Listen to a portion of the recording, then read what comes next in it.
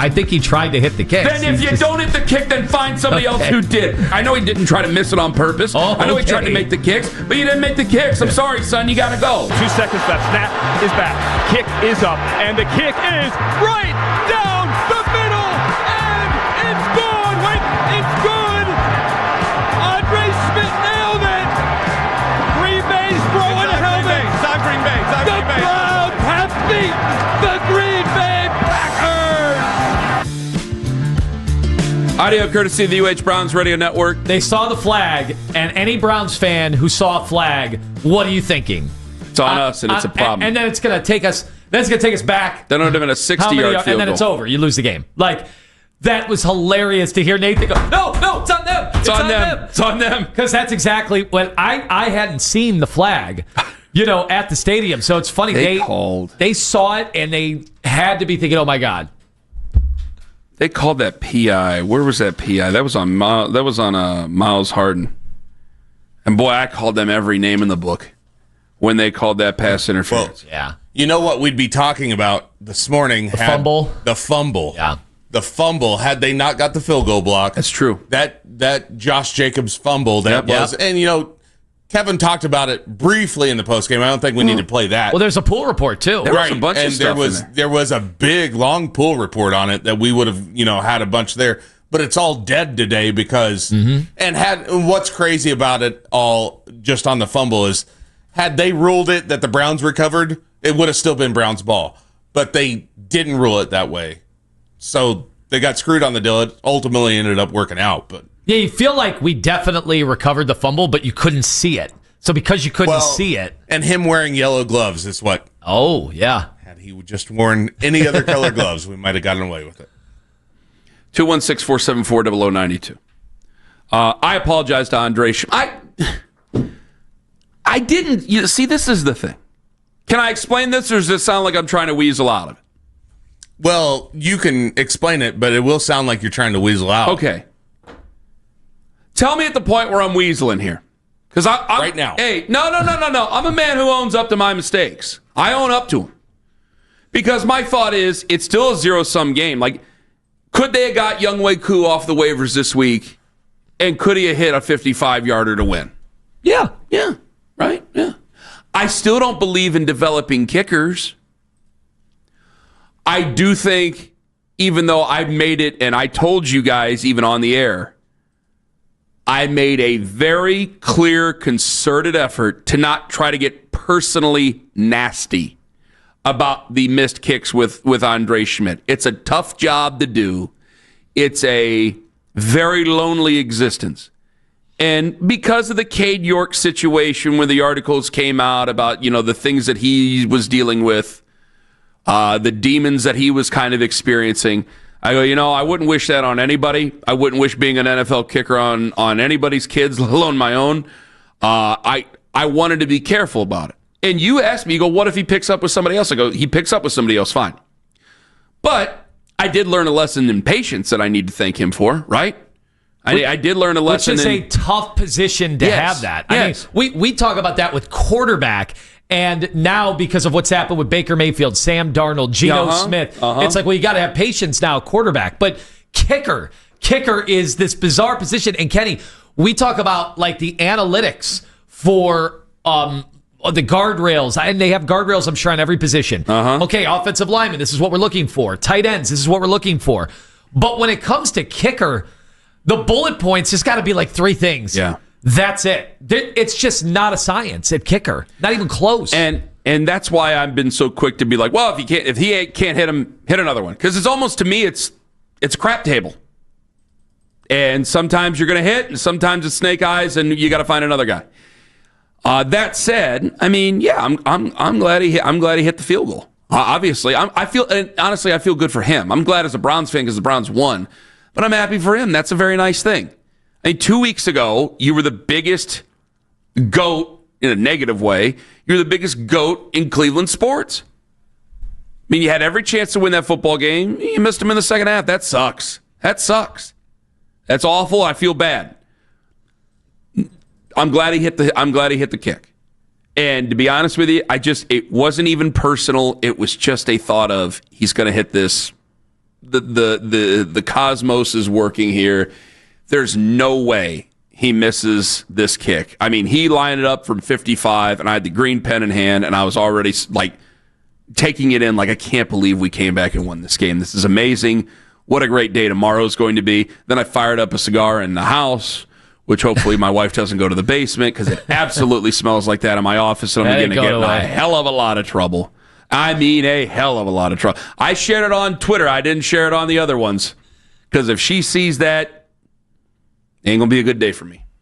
Did I tell you the one time I tried to smoke one? Like I tried to smoke a little cigarello one time. Not weed, guys. I tried to smoke a little cigarello one time, and she came down from the second floor and opens up the door and goes, "What the F are you doing?" I go, "What?" She goes, "Eli can smell that up there. He's choking." I go, "There is no way that I'm in my basement, in my office. He's up there. This is technically 2 floors up. He's on the second floor. This had been the 3rd floor for my, yeah, I know, congratulations on success. It had been the 3rd floor. There ain't no way that kid up and on the other side of the house is smelling that. You smell it. She has a nose like a Doberman. I don't know how she smelled it. What, did it make its way through the elevator shaft? Well, of course, if you freak the mild before you light it. It wasn't a mild. It's going to... It was just, I forget the brand of it. I still have the box of it. All the way up to that ivory tower that you live in. They're like those little John F. Kennedy cigarellos. And I still have most of the box left. I'm sure they're still good. Oh, yesterday was a giant. No, I keep them in the humidor. Maybe they're good, maybe they're not. Oh, I forgot. Yeah, I got a humidor. I got a little box humidor. But Does it say Italian American Man of the Year on it? No, it doesn't. No, I told that story, by the way, yesterday. I'll tell you why.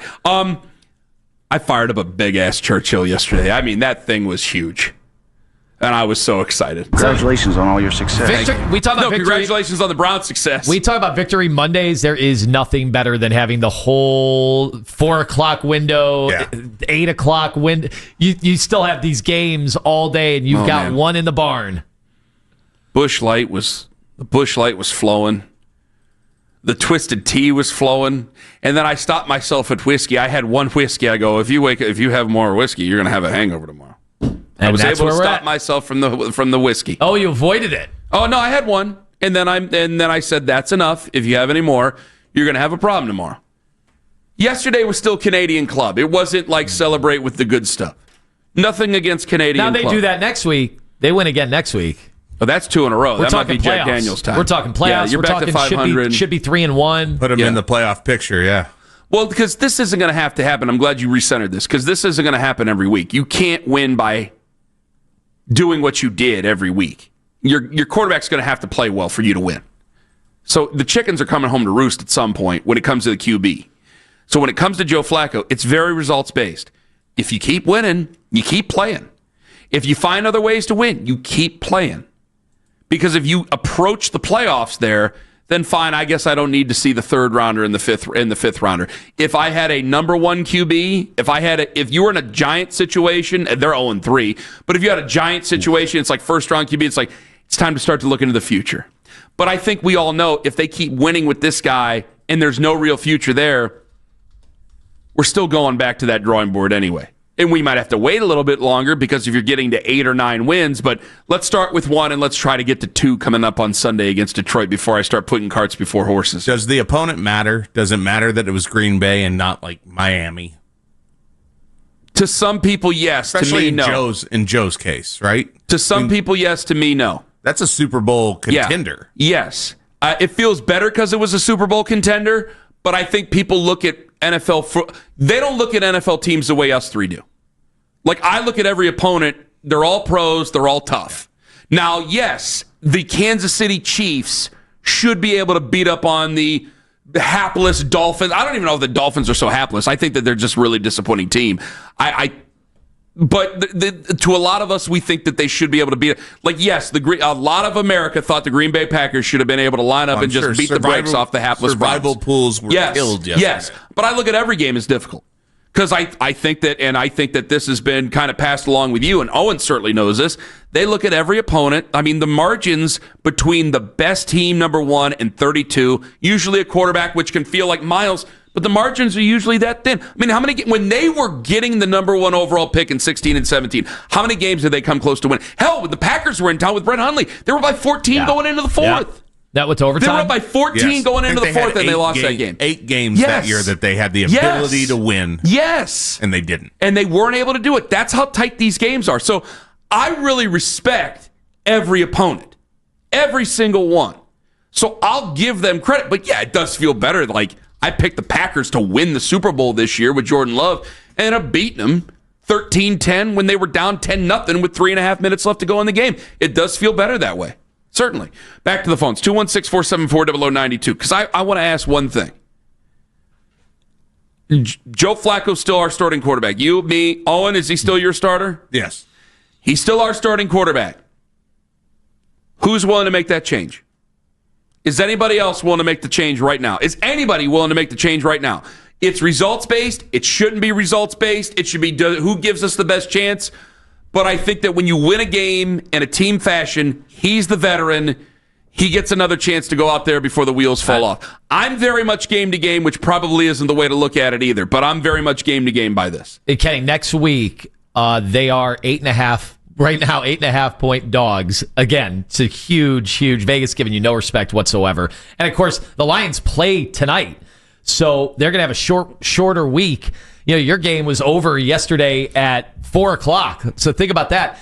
Well, you're right. By the way, the Packers had that little mini bye, too. They played last Thursday. Yeah. Wow. Right. Makes it even more impressive. Yes, that's a good point. I totally forgot that, too. If Dillon Gabriel was announced the starter for next week, which he won't be, but if he were, I mean, I think that line balloons. Like that. Yeah, especially because you're on the road, right? I think there are fans who've seen Flacco struggle the last 2 weeks, and they're like, it can't possibly get worse. And I am here to tell you that absolutely with Dillon Gabriel, I think it could be worse on Sunday. So I do think we're getting to a point, and it's something we're going to be talking the rest of the week. Like if Flacco, if it looks hapless in Detroit, if they just, we know their offense. Boy, I can't wait to see that test against our defense, as ferocious as our line was.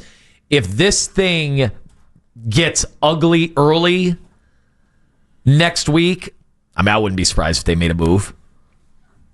Really? Yeah. I don't think they would.